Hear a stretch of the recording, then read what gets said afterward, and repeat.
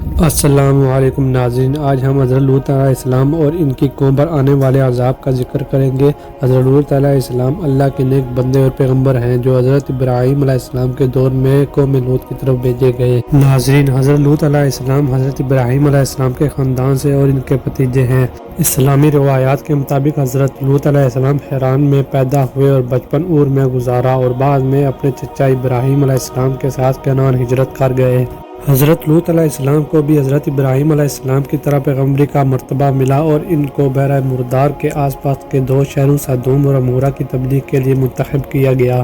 آپ علیہ السلام کو جن دو شہروں میں اللہ کے حکم سے تبلیغ کرنے کے لیے بھیجا گیا، ان کو قوم لوط کا نام دیا گیا۔ جب آپ علیہ السلام ان کے درمیان توحید کی تبلیغ کرنے کے لیے بسے تو قوم لوط اس وقت بہت سی برائیوں میں مبتلا تھی جو اخلاقی، سماجی اور اسلامی نقطہ نظر کے برعکس تھے۔ ناظرین، قوم لوط اس وقت اپنے دور کی ترقی یافتہ قوموں میں سے ایک تھی جو جنس پرستی، چوری اور اپنے مہمانوں کے ساتھ سماجی اور اخلاقی بدکاری کی وجہ سے بدنام تھی۔ اس دور میں حضرت لوط علیہ السلام ان کو توحید کی دعوت دیتے اور ان سے جنس پرستی اور دیگر اخلاقی سماجی برائیوں کو چھوڑنے کا حکم دیتے، اللہ کے عذاب سے ڈراتے اور اللہ کے پاس موجود انعامات کی خوشخبری دیتے، لیکن یہ بدبخت قوم آپ علیہ السلام کا مذاق اڑاتی اور ہنستی تھی۔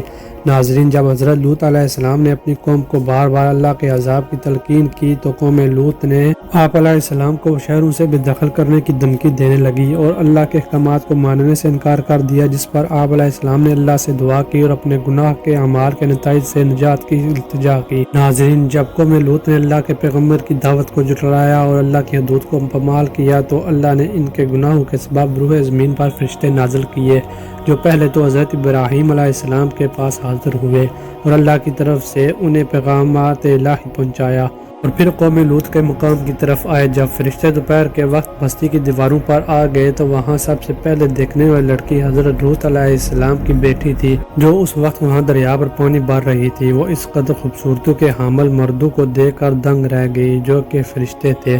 ان تین مردوں نے پوچھا، اے کنیز، کیا رام کی جگہ ہے؟ تو آپ علیہ السلام کی بیٹی نے قوم کے کردار کو یاد کرتے ہوئے جواب دیا، اس وقت یہاں ہی ٹھہرو جب تک کہ میں اپنے شہر میں اپنے والد کو اطلاع نہ کر کے واپس آ جاؤں۔ ناظرین، حضرت لوط علیہ السلام کی بیٹی جلد ہی اپنے والد کے پاس گئی اور رو کر کہا، شہر کے دروازے پر نوجوان آپ کو مطلوب ہیں جنہیں پہلے کبھی نہیں دیکھا۔ حضرت لوط علیہ السلام نے اللہ کا ذکر بلند کیا اور پریشان ہو کر شہر کے دروازے کی طرف لپکے۔ فرشتوں سے حضرت لوط علیہ السلام نے پوچھا، کہاں سے آئے اور کہاں جا رہے ہیں؟ فرشتوں نے ٹالتے ہوئے کہا، کیا آپ ہماری میزبانی کر سکتے ہیں؟ جس پر آپ علیہ السلام نے مہمانوں پر اپنے لوگوں کے نفرت انگیز فطرت کو ظاہر کیا اور ساتھ میں وہاں رات نہ گزارنے کا مشورہ دیا۔ ناظرین، حضرت لوط علیہ السلام ان فرشتوں کی میزبانی جو انسانی شکل میں ملبوس تھے کرنا تو چاہتے تھے، پر شہر کے لوگوں کے نفرت انگیز رویے کی وجہ سے اور دن کے وقت شہر کے بڑے ہونے کی وجہ سے انکار کرنا چاہا، لیکن وہ نہ مانے۔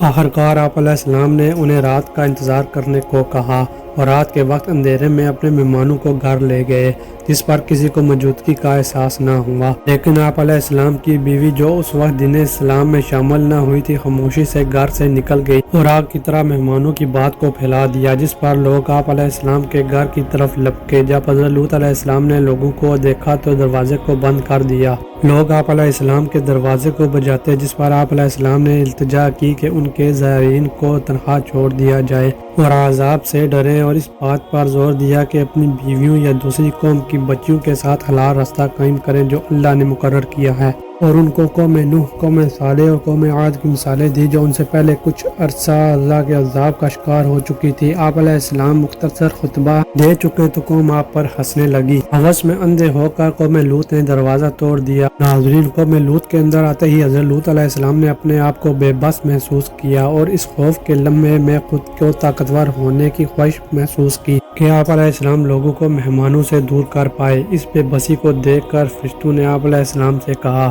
آپ پریشان نہ ہو، ہم فرشتے ہیں۔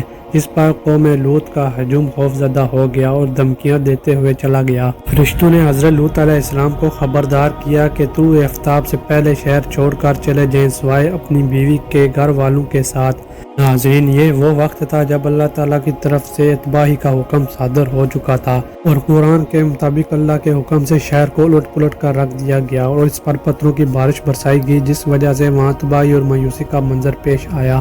ان کا یہ حال اللہ کی نافرمانی، جنس پرستی اور دیگر اعمال کے سبب ہوا جو اللہ کی ناراضگی کا سبب بنا۔ ناظرین، یہ وہ سبب ہیں جو آج کل امت محمدی میں بھی بے شمار پائے جاتے ہیں۔ اللہ ہمیں ان سے محفوظ رکھے، آمین، اور اپنے عذاب سے بچائے۔ ہمارے چینل کو لائک کریں اور سبسکرائب کریں اور اسلامی واقعات کو پہنچانے کی ہماری کوششوں میں مدد کریں۔ شکریہ۔